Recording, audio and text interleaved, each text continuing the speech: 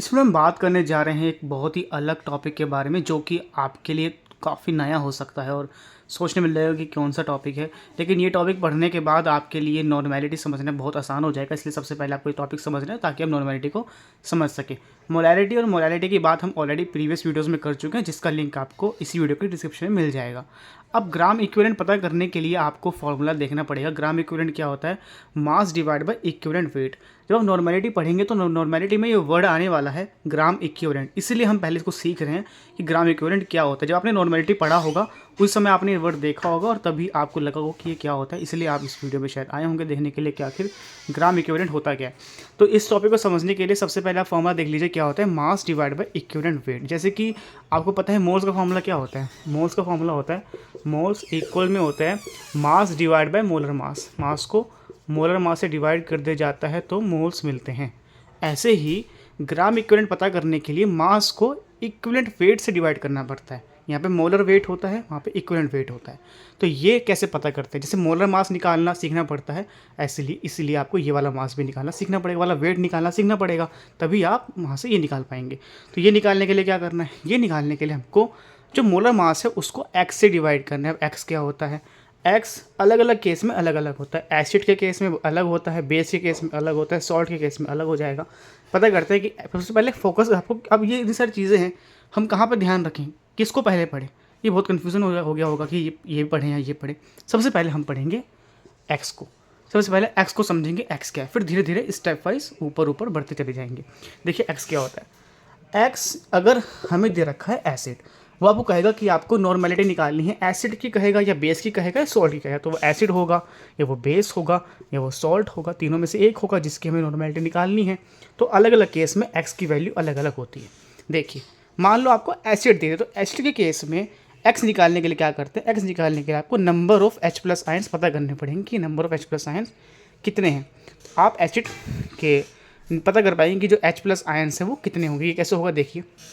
उसके लिए आपको मान लीजिए एग्जांपल के लिए आपको एसिड दे दिया, एसिड आपको दे दिया है H2SO4। ये कौन सा एसिड है? ये है सल्फ्यूरिक एसिड। क्योंकि ये एक एसिड है तो इस एसिड का एक्स निकालने के लिए हमें क्या पता करना पड़ेगा? उसमें कितने H प्लस आयंस हैं। ठीक है, एक्स को बोलते हैं, अगर एसिड का केस होता है तो बोलते हैं बेसिसिटी, अगर बेस होता है तो बोलते हैं एसिडिटी। तो ये सब में कंफ्यूज ना होकर सीधा बस इतना ध्यान रखो, अगर एसिड दे दिया तो H प्लस पता करेंगे, अगर बेस दे दिया तो OH नेगेटिव पता करेंगे। क्योंकि एसिड में तो H ही होता है, बेस में OH होता है, तो आप तो नॉर्मल सी चीज़ है तो आप कर ही लेंगे। तो अगर मान लो आपको एसिड दे दे तो आपको सबसे पहले पता करना पड़ेगा कि उसमें H पॉजिटिव कितने हैं, इसके अंदर कितने होंगे। देखो कितने हाइड्रोजन इसमें, 2 हैं।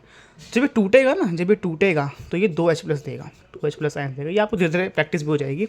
ठीक है, तो ये 2 देगा, है ना, 2 देगा। तो इसका एक्स कितना हो गया? इसका एक्स 2 हो गया, ये एक्स आ गया।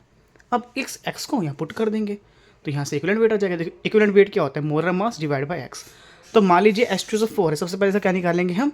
मोलर मास पता करेंगे। H2SO का मोलर मास कितना होगा? देखो इसमें कितने हाइड्रोजन है? 2। तो हाइड्रोजन का 1 होता है, कितने हैं? 2 हैं, तो 1 × 2 प्लस सल्फर का मास कितना होता है? 32 प्लस ऑक्सीजन कितना होता है? 16 होता है। और कितने ऑक्सीजन है? 4 हैं, तो 16 × 4। तो ये 2 1 2 प्लस 32, 16 4 64। इसको जब आप ऐड करेंगे तो कितना हो जाएगा? 34 64। तो ये 8 और 6 7 8 6 7 8 9 हो जाएगा, 98 ग्राम्स के आ गया, मोलर मास आ गया। यानी कि मोलर मास H2SO4 का आ गया कितना? 98। क्या रख देंगे? 98 डिवाइड में एक्स। एक्स कितना आया है? एक्स कितना आया? इसका 2 आया था एक्स, तो यहाँ रख देंगे 98 डिवाइड बाई 2। इसको डिवाइड करेंगे तो आपका आंसर आ जाएगा। डिवाइड करोगे कितना आ जाएगा? ये आ जाएगा 49।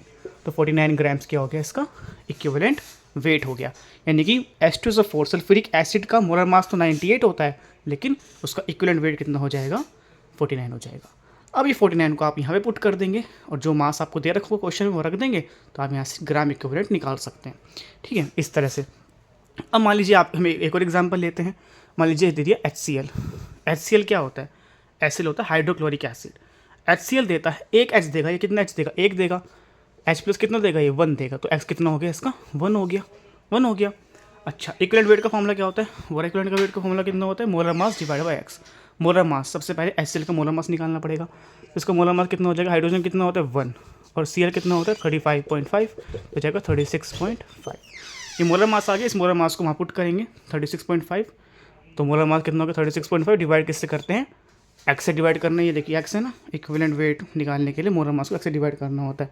इसका एक्स कितना है, इसका एक्स तो 1 है, तो इसको 1 से डिवाइड करोगे तो ये आ जाएगा 36.5 ग्राम्स। तो यानी कि इसका मोलर मास और इसका इक्विवेलेंट वेट सेम आ गया, क्योंकि इसका एक्स 1 है ना, जिसका एक्स 1 होगा, क्योंकि अगर 1 हो गया तो बराबर हो जाएंगे। तो जिसका एक्स 1 होता है, जिसका ये एक्स 1 होता है, उसका इक्विवेलेंट वेट और मोलर मास एक ही होता है।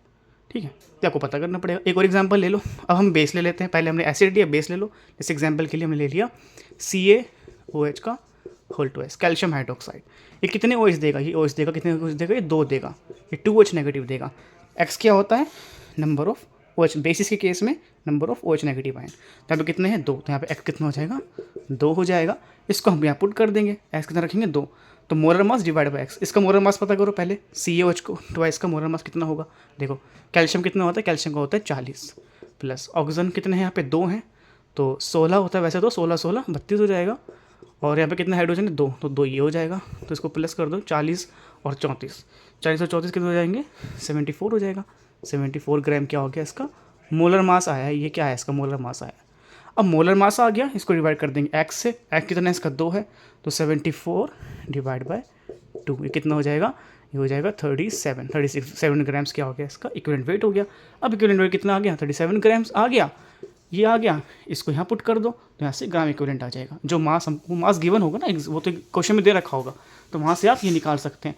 और जब ये निकाल लेंगे तो यहाँ से नॉर्मेलिटी निकाल पाएंगे, यहाँ से नॉर्मेलिटी आ जाएगी। तो नॉर्मेलिटी तो खैर हम पढ़ेंगे अलग से, अगली टॉपिक में नॉर्मेलिटी पढ़ेंगे। लेकिन नॉर्मेलिटी पढ़ने से पहले ये समझना जरूरी है कि ग्राम इक्विवेलेंट क्या होता है, क्योंकि उसमें ग्राम इक्विवेलेंट निकालना होता है। तो ग्राम इक्विवेलेंट निकालने का फॉर्मूला है mass divide by equivalent weight. Equivalent weight निकालने का फॉर्मूला क्या है, molar mass divide bye x. और एक्स निकालने का तरीका आपको पता चली गया। अगर एसिड है तो H+ आयन गिनेंगे, बेस है तो OH नेगेटिव आयन गिनेंगे, और अगर सॉल्ट है तो पॉजिटिव आयन का चार्ज गिनेंगे। जैसे एग्जांपल के लिए सॉल्ट की बात कर लो, जैसे NaCl एक सॉल्ट होता है ना, इसका चार्ज कितना है, प्लस माइनस। तो पॉजिटिव आयन कौन सा है, ये रहा पॉजिटिव आयन, इसका कितना चार्ज है, +1 है, तो इसका एक्स कितना हो जाएगा, 1 हो जाएगा।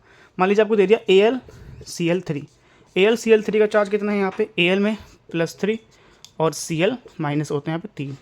तो हमें तो सिर्फ पॉजिटिव देखना है, तो पॉजिटिव का चार्ज कितना है, प्लस वाला कितना है, 3 है, तो यहाँ पे इसका एक्स कितना हो जाएगा, इसका एक्स हो जाएगा 3, इसका एक्स 3 आ जाएगा। ठीक है, ये 3 हो जाएगा, वो एक आया था क्योंकि इसमें एक ही था। तो ये सॉल्ट के तरीका एक्स निकालने का, बेस का तरीका एक्स निकालने का, और एसिड का तरीका एक्स निकालने का, तीनों हमने देख लिया है। बस एक्स निकालना है। एक्स निकालने के बाद इक्विवेलेंट वेट पता कर सकते हैं, क्योंकि मोलर मास तो हम निकालना आता ही है। मोलर मास निकाल के उसको डिवाइड कर देंगे एक्स से, इक्विवेलेंट वेट आ जाएगा। और जब ये आ जाएगा तो आप वहाँ से ग्राम इक्विवेलेंट निकाल सकते हैं। आई होप ये चीज़ आपको समझ आ गई हो। कोई भी डाउट तो कमेंट कीजिएगा, कोई भी डाउट रहता है तो उसको हो सकता है इस टॉपिक में डाउट आ सकता है, क्योंकि अगर डाउट है तो फिर से एक बार रिवाइंड कर लीजिएगा, वीडियो को एक बार और देख लीजिएगा, ताकि आपको चीज़ समझ आ जाए। बाकी अगली वीडियो में हम नेक्स्ट टॉपिक में नॉर्मेलिटी के बारे में बात करने की कोशिश करेंगे। Thank you so much.